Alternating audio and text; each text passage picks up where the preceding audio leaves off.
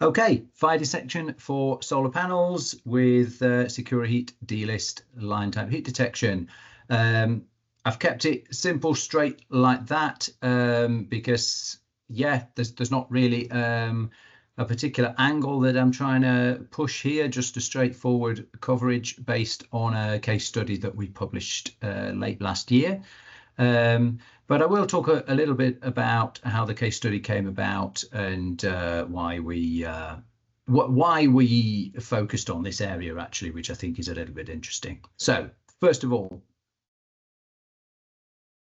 is that moving on? Yes, it's moving. A little bit about myself. My name is Dominic Jeff. I'm a technical writer at Vertical Application Management, which is part of Securiton International. We're the part that kind of produces support material, mostly design guides and case studies, but also some presentations, and we do webinars, we do some writing. I think probably a lot of you have come across some of our work. It's basically myself and my boss, Marcus. And yeah, my background is as a journalist and writer, and you know, I work with the experts here on the materials that we produce. Also, a quick introduction then on who we are.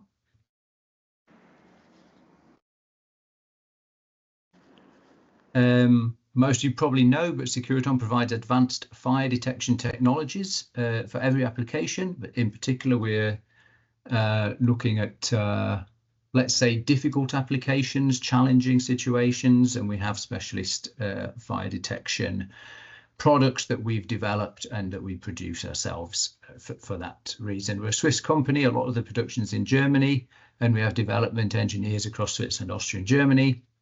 We're best known for aspirating smoke detection. I think that's fair to say. We're a pioneer. We started doing that in 1970, which is very early for ASD. For those of you that know, I'm sure you'll see that. But we're not going to be talking about that today. We're going to be talking about our linear heat detectors, which are produced by our subsidiary Listec in Germany. So, yeah, solar panels. They're a rapid growth area.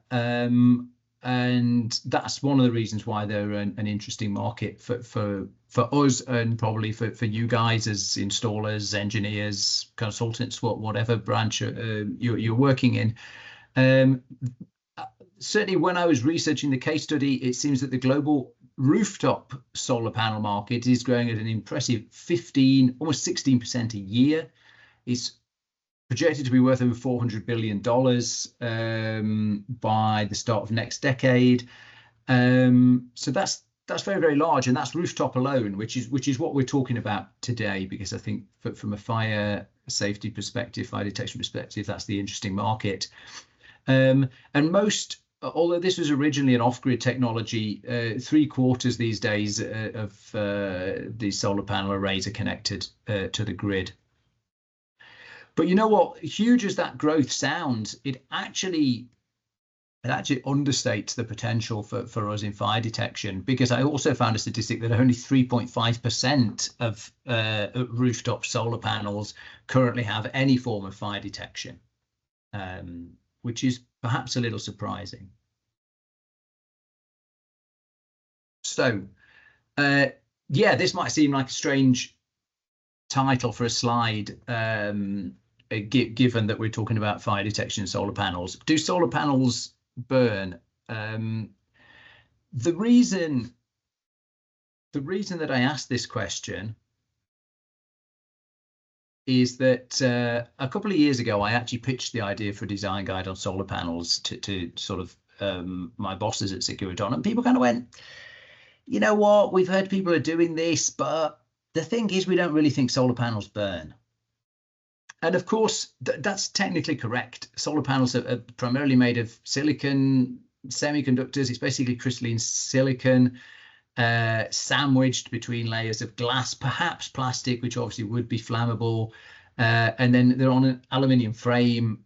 So essentially, it is true. It's almost nothing that burns. And yet, around those panels, there's DC isolators, inverters. There's a lot of electrical cables and connectors, which as we know from other applications and industries and scenarios, these things do burn and are indeed a fire risk in themselves. Additionally, the presence of the panels themselves significantly changes the dynamics of a fire on a roof, and that is also a matter of concern and a reason to have fire detection there. Especially because, as we all know, I think anyone who's worked in this sort of fire detection industry for a while, it's all very well planning for what theoretically should be the case, but then, you know, someone's going to be up on a roof working, they're going to put their tools under your solar panels because it's a convenient place to leave them out of the rain or out of the sun. You know, people do stuff that is not in the book, that's not supposed to be happening, and that then further obviously creates further fire hazards. That said, you know, theoretical examples are one thing. I think the case for fire detection of solar panels and the reason that this has really sort of become an area that people are focusing on now is the examples, the fact that there have been fires. Here we have one. I'm just gonna, these are just a few that I took off Google. Honestly, you could find so many. If you were looking to make some arguments to a potential client, you could Google some in your country. You will find fires involving solar panels, buildings with solar panels on the roof. Not always necessarily started by those solar panels, but in some cases they do start with the solar panels. For example, this one in England last year, it is believed to start with an electrical fault and solar panels on the roof of a large retailer's distribution centre. You can see from that photo the size of this centre. I think they had something like £70 million, so almost $100 million worth of stock in this warehouse. And, you know, obviously it's a good case of something where, you know, if this warehouse is out of action, that's going to give that business quite a few problems. Here's an example from Switzerland, again taken somewhat at random, but it was a spectacular example. This was a factory that was destroyed in the south of Switzerland. It was equipped with a photovoltaic system. I couldn't find a sort of definitive cause to this fire when I looked at the reports, but interestingly enough, as you can see, it was a major blaze and everything burnt, and that in the end, the solar panels themselves, small components, parts of the kind of silicon and stuff that obviously doesn't burn, it essentially disintegrated and was found spread across a wide area, which in itself, of course, is potentially problematic from an environmental point of view. They probably had to pay a lot of money for a cleanup because of that, or their insurers would have. And this one in Italy, it's a poultry farm, fire believed to have started in the solar panels, and it killed 20,000 chickens at the farm because of, you know, and I don't know about your part of the world, but here in Central Europe, it's very, very common to see fairly large solar arrays on farms. It seems it's becoming a common kind of either side earner for farmers or just a way for them to minimize their energy costs, I guess. So yeah, funnily enough, as this started to become a hot topic in the industry and we started to see all these reports and sort of spectacular pictures of solar panels burning, then actually the same people who'd said to me a year before, you know, well, we just don't think solar panels burn, they were straight away, hey, you know, we said we were going to do a case study on solar panels, let's do it. And I think probably our colleagues at Listec were a little ahead of us, and they were already installing these things in Germany, as we'll see some pictures of that in a little bit. This is a slide from another presentation that we at Vertical Application Management do, but I just wanted to add it as a final bit of the case really for fire detection on solar panels. And the thing is, it's worth mentioning that I don't know of any country that has a regulation that says you need to protect your solar panels with this kind of detection, that kind of detection, any kind of detection. It's essentially, it's outside. You've put something on your roof. It's not an area that's generally covered in building codes and regulations and things like that. And the reason for that is that we always say this rightly, regulations pretty much the world over focus on preventing loss of life. They don't actually care what property loss you suffer. And that's as it should be. But then the reason for going beyond regulations and having special fire detection, performance-based design, risk-based scenarios is that you want to reduce property loss potentially. That's more of an insurer goal because most people will be insured. But the really key one, business continuity there. I take that away from this slide. Just remember business continuity and the fact that I think it's 60% of small and medium businesses that suffer a major fire never recover. They don't trade again. So sure, the owner gets paid off for his property loss by the insurer. But of course, if you stop trading for 6 months, if you suddenly haven't got any stock, you've not got any clients anymore, you've not got anything for your staff to do, it's not surprising really that so many of them are essentially finished. And that comes in, I think, with the why you need to prevent the kind of fires that we just saw in the examples. And to do that, of course, you've got to detect early.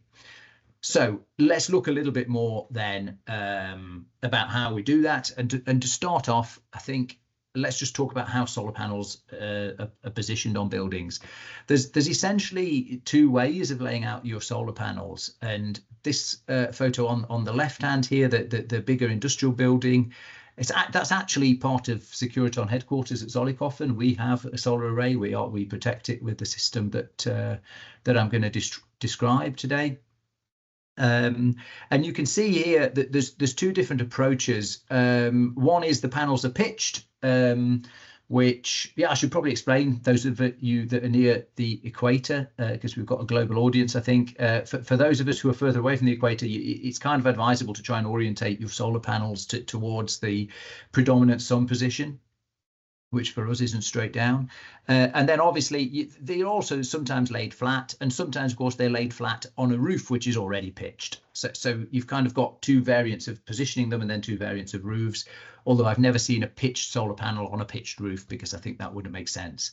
The other kind of important thing to note actually is that although they're often put on new build commercial buildings, factories these days, they're also retrofitted, obviously, to lots of older buildings. And again, we were talking about agriculture before, lots of older buildings that you see. And by the way, what I'm going to talk about here, it's commercial buildings, but really in the broadest sense. It could include agriculture, it could include government sector buildings, which again have really embraced this sort of technology. So yeah. There are the spacings between the panels and the fit out. There's nothing standardized. Essentially, they're laid out to maximize roof space, to maximize the available potential of the roof, and obviously with an idea of where the sun is predominantly going to be shining from. But there's no universal code in how these are laid out. But that said, as we'll see in a moment, it's essentially just comes down to whether they're flat or pitched as to how we'll protect them. So let's look at the actual fire hazards and risks. As we say, solar panels were perceived as low risk because they're essentially made of non-combustible materials.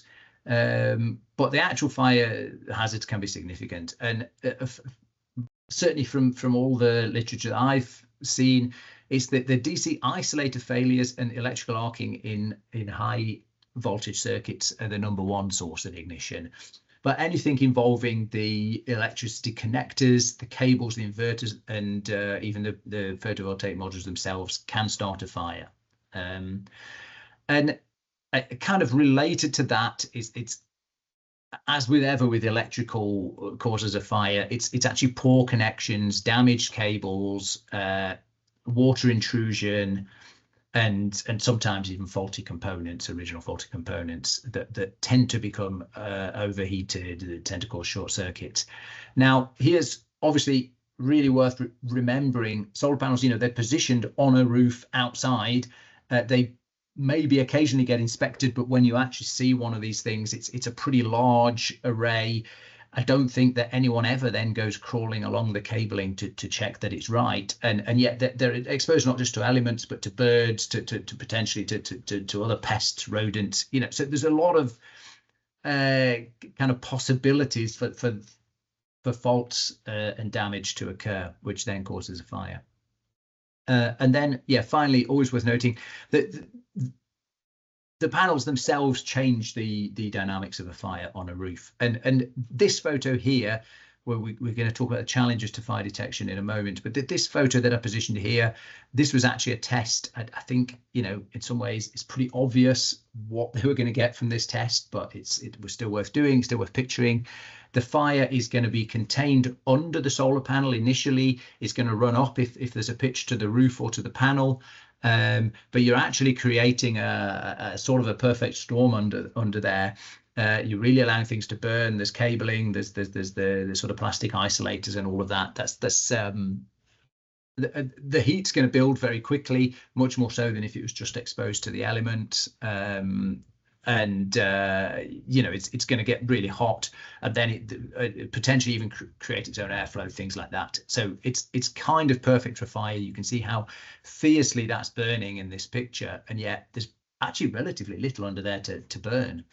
But it sort of creates a perfect situation for the fire. So yeah, it's an outdoor environment exposed to the wind, rain, temperature fluctuations. Obviously, especially the fact that it's outdoors and it's sometimes going to be windy. It's often going to be windy. It means you essentially can't use smoke detection. It's going to disperse too quickly. Yeah, we all know we don't use smoke detection in outdoor environments. Heat is also going to disperse. But we can work with that, especially given that this particular dynamic with the solar panel, we're going to use that to our advantage, and we're going to detect underneath where the heat is naturally going to run under the solar panel. So yeah, so we're looking at heat detection. It's also worth noting the obvious challenge to fire detection is that you've no visibility. So the panels themselves are hindering a direct view of all the burning stuff is under them, and also, you know, most buildings you can't easily see the roof, certainly from within them. You know, you would almost be relying on somebody in the street or in a building across the way to be seeing that. It also means that things like a sort of kind of beam detector or a camera-based, image-based fire detectors that you get now, that's not going to work because the panels themselves are hiding the fire until it really starts to burn to the point where it's flaming out of the top. We obviously want to catch this a lot earlier than that. So yeah, the panels conceal the source point, and then from a temperature detection point of view, then also the problem, obviously, you're on a rooftop. It's going to be hit by the sun. The day's going to warm up. You're going to have significant and quite rapid temperature fluctuations. Certainly something that a system could think is a fire. However, we have a good solution for that, and that is this: the Security Heat D-List linear heat detection system. It's a series. I realize a lot of you know what this is, by the way, but I'll explain it because obviously it's at the heart of this for those that don't.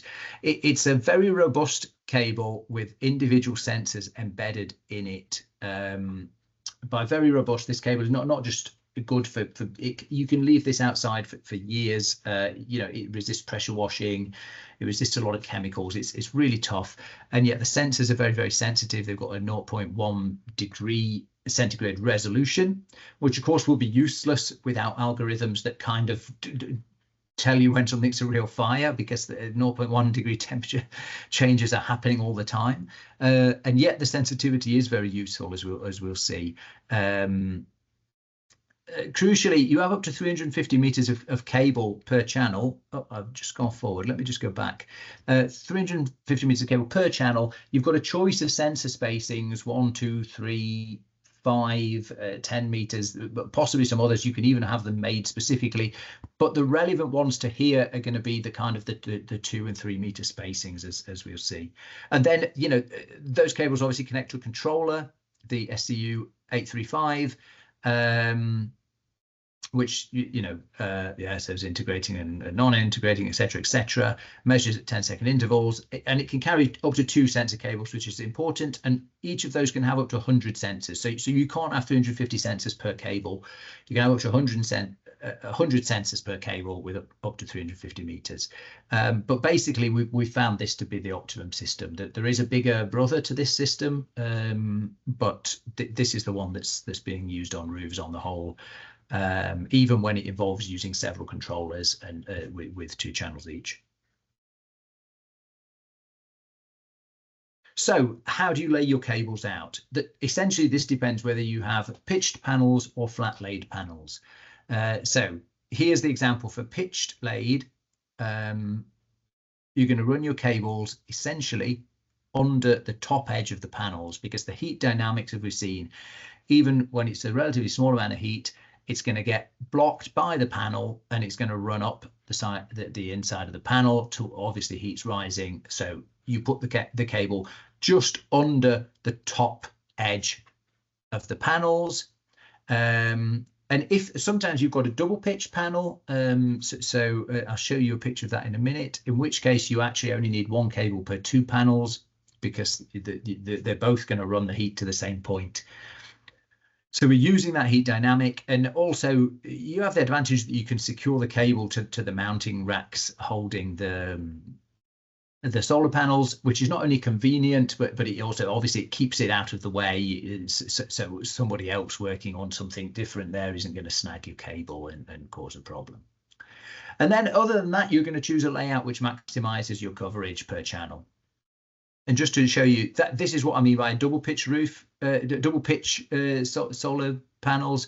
And here we would just run the cable like this. So it's just 1 cable along the top edge of one of those 2 panels that are back to back is going to detect for both sides. That's another picture of our roof here at Zollikofen, by the way. And then you've got the flat layout, which we see here. This is a flat roof with a flat layout, but it would be the same if it could be a pitched roof with a flat solar panel layout, but you'd position the sensors in the same way, I think. Although arguably you could use the fact that the heat will run upwards then with those ones. The flat layout, you probably need to, yeah, you essentially need to go through the middle of the panels, or that's what we're recommending. And again, you're just going to lay out the cable under the middle of each panel, running down and maximizing the amount of coverage that we get from each cable.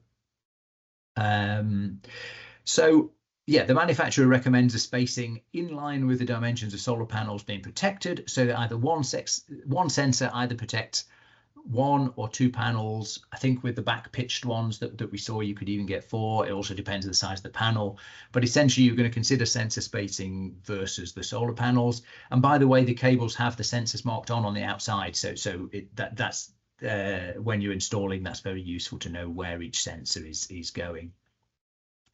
I do realize with these flat ones, obviously, if you're doing it as a retrofit, if you're not installing as they install the panels, which if you notice in this picture, actually they're installing the panels here as the picture was taken. So I think this was the list cable, D-list cable was installed first. That's obviously easier.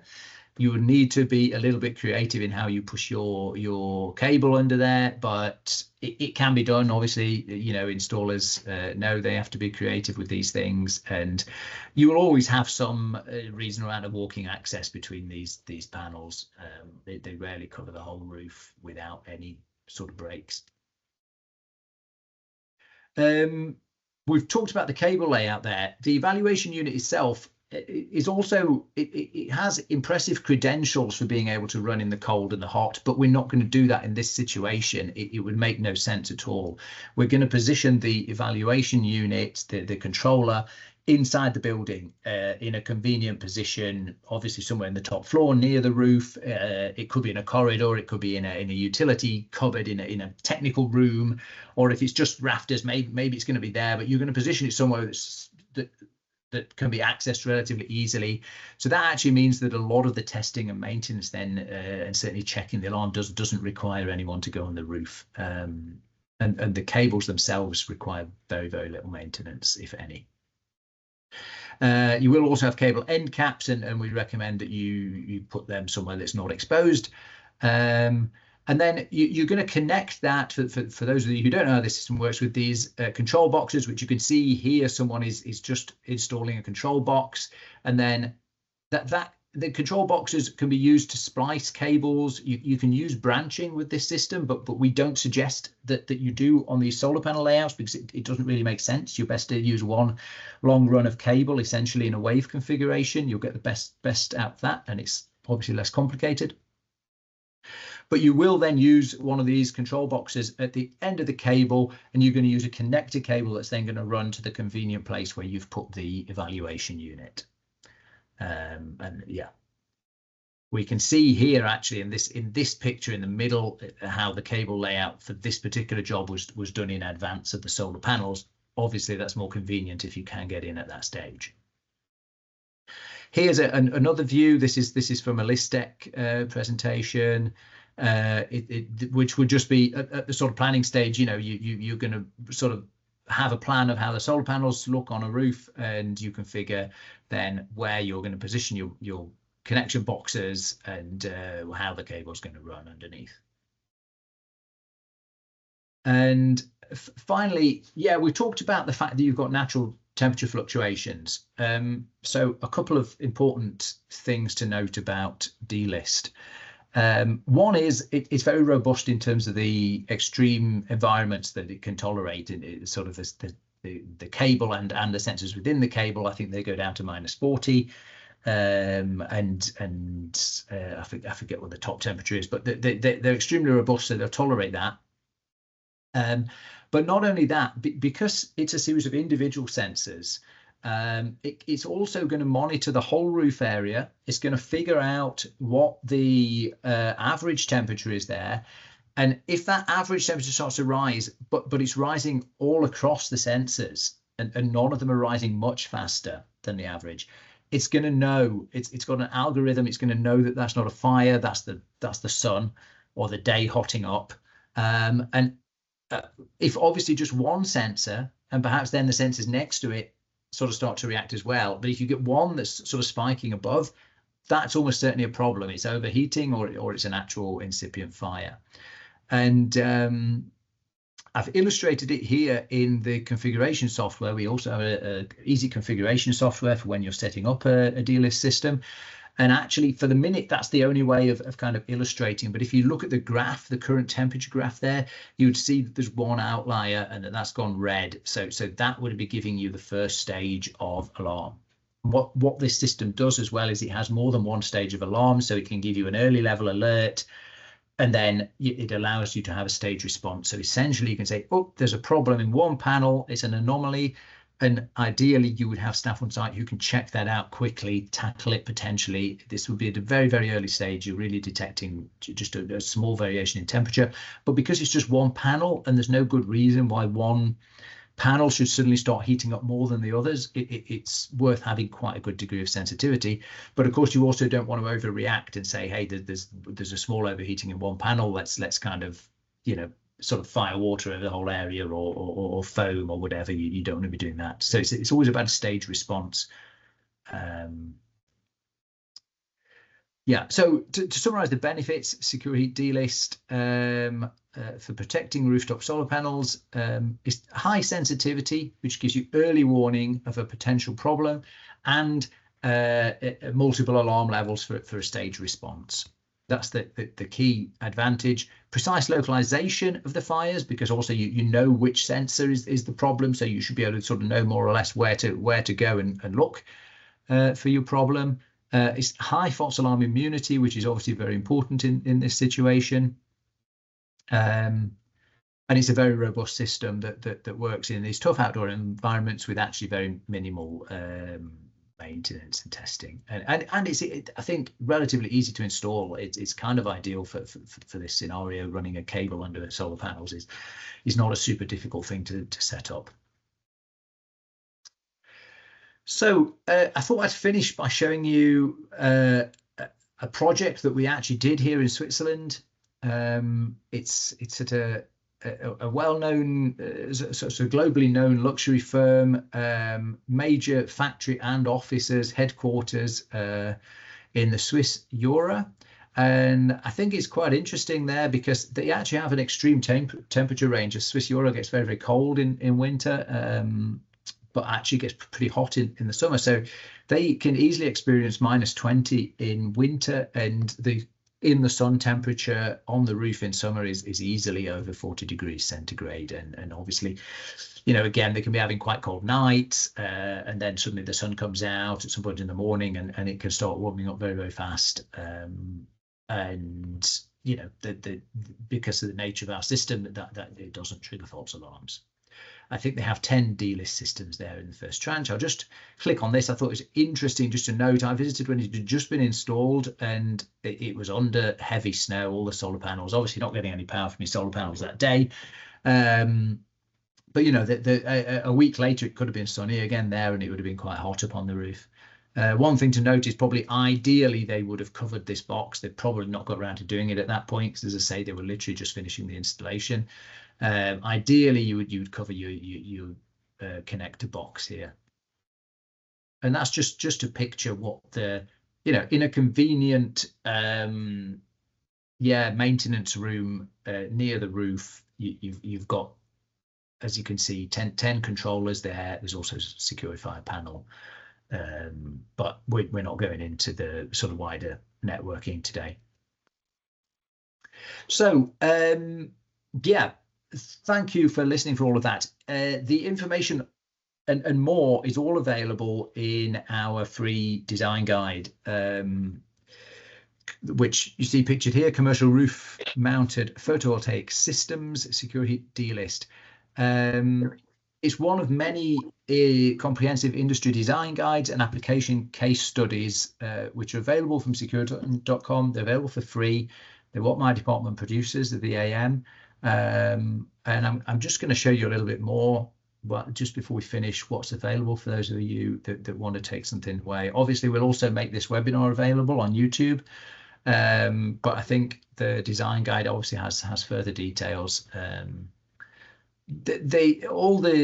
We call some of them design guides and some of them case studies. I'm going to refer to them all as design guides for convenience, but when we say a case study, it's the sort of smaller, just an application, and a design guide that talks about a wider industry, like, for example, manufacturing or something like that.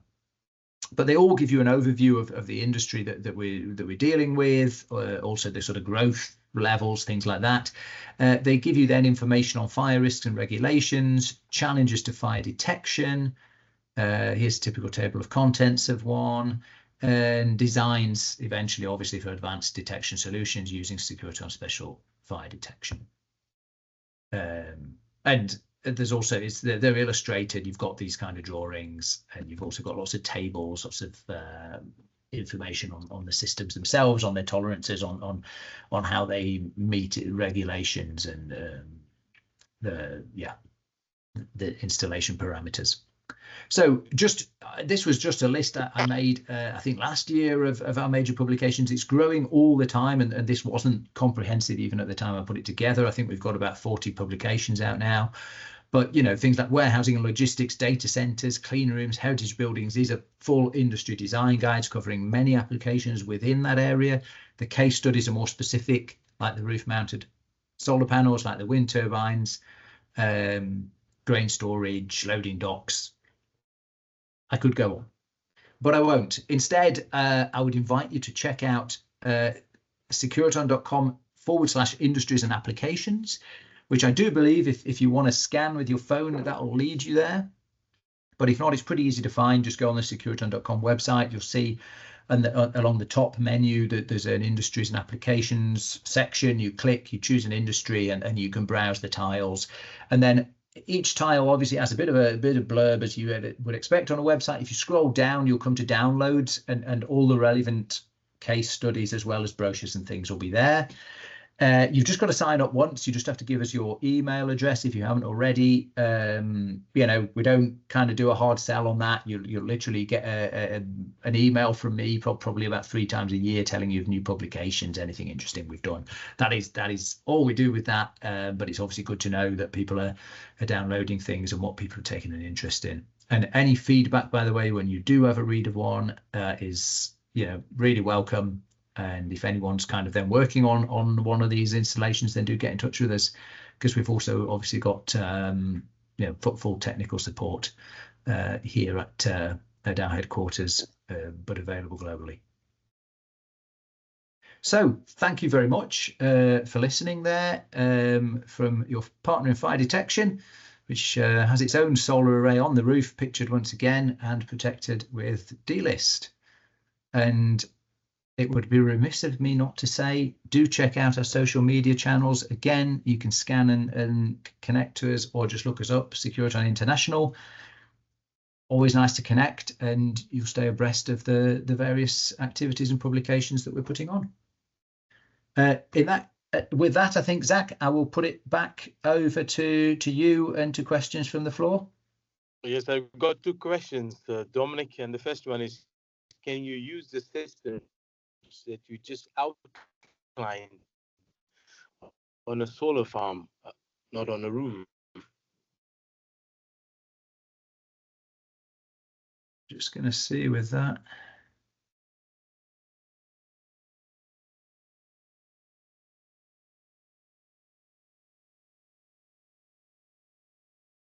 Any questions? Dominic, no questions from my side.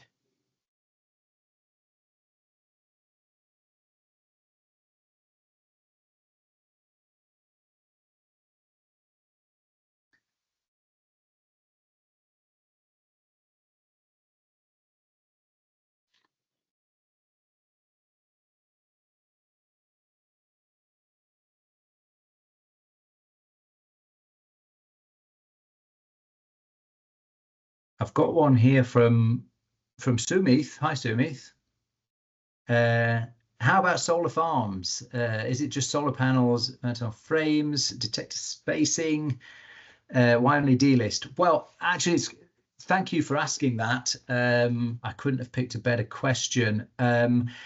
So the case study we put together was for rooftop solar panels, and we felt that D-list was the best option for that. I think that you certainly could protect solar panels, solar farms, big outdoor solar farms. They can be a lot bigger, and you would use the list with the SEC 20, which is, for those of you who don't know, it's about 10 times bigger. You can go up to 3.5 kilometers of cable, which I think would be particularly useful, given that you're not necessarily going to have a convenient indoor space to position your controllers, and also just because of the sheer scale of it. The detector spacing, as I say, by detector we mean in the individual sensors in the cable. The manufacturer suggests that they be tailored to the solar panels. So if you had a large solar panel, probably one per solar panel, or you could have one per 2 solar panels, depending on the dynamic. You're going to have to think about where the heat is going to move for that. Why cable on top when it's an inclined? Because we found that the heat always moves up the back of the solar panel, and that provides also the most convenient place to clip your cable. Saying that, it's on the top but just under. Just bear in mind, you want to keep it out of the direct sunlight and the elements, even though it could probably withstand it. Hope that answers.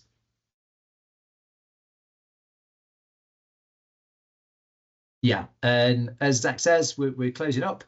But thank you, and do get in touch if you have got further questions. Get in touch with Zach or myself, and we'll do our best to answer. Thank you very much.